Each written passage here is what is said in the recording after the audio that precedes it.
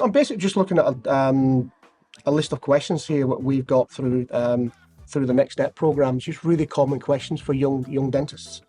So basically starting down, I've just worked down, there's about 10 different questions on here that are really, really familiar with me. I'm sort of getting it every time I more and more to deal with young dentists. I'm getting more and more of these sort of questions.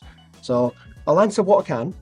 Some of it I'll redirect you to maybe the NHS BSA website, that sort of stuff. So let's have a go, shall we? So going through sort of things like maternity pay, paternity pay. Yeah, absolutely. You'll have got, as employees of the NHS, typically in your foundation year especially, or if you're doing a hospital role or community dentistry, that sort of thing, where you're actually an employee of the NHS, then yes, your maternity and your paternity pay, all the details will be on the website for the from NHS BSA. As an associate doing NHS dentistry, so doing your UDAs, that forms part, you will qualify for maternity and paternity pay for that. So again, look that up on the NHS BSA website. You find the details on there for that. So moving on to the next question, that's one that's getting really, really common now. So because I know I deal a lot with young dentists who are looking to buy the first house.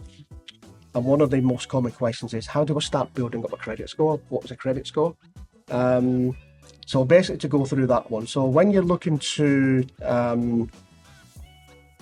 look for a mortgage or things like that, looking to buy your first house, a credit score is so important. And there's little tips that you can basically use. One of the first ones, and I've actually seen a client where their mortgage application was declined because they weren't actually on the voters roll.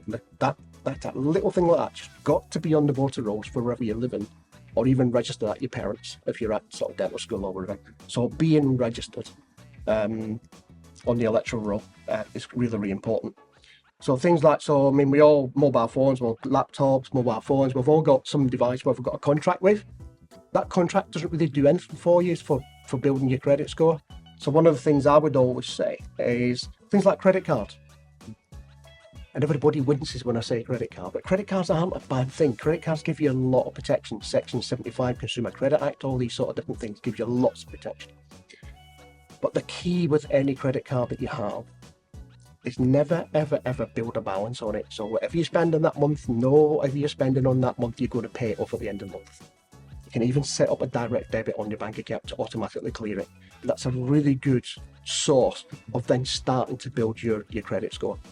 So little bits like that. Locum payment. This is very much a wider aspect. So basically, when you finish your foundation year, DCT, whatever route you're taking, and you then basically go to work in general practice, you will sign a legal contract. So, and one of the key things in that is locum.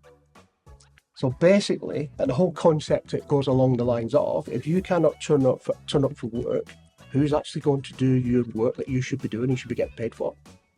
And you will have that legal liability in your contract. In most practices, well, you will be liable for it. If that's a concern to you, please come and talk to us. We have the products, we have the services, we have the expertise, we have the knowledge, we'll be able to guide and help you on it.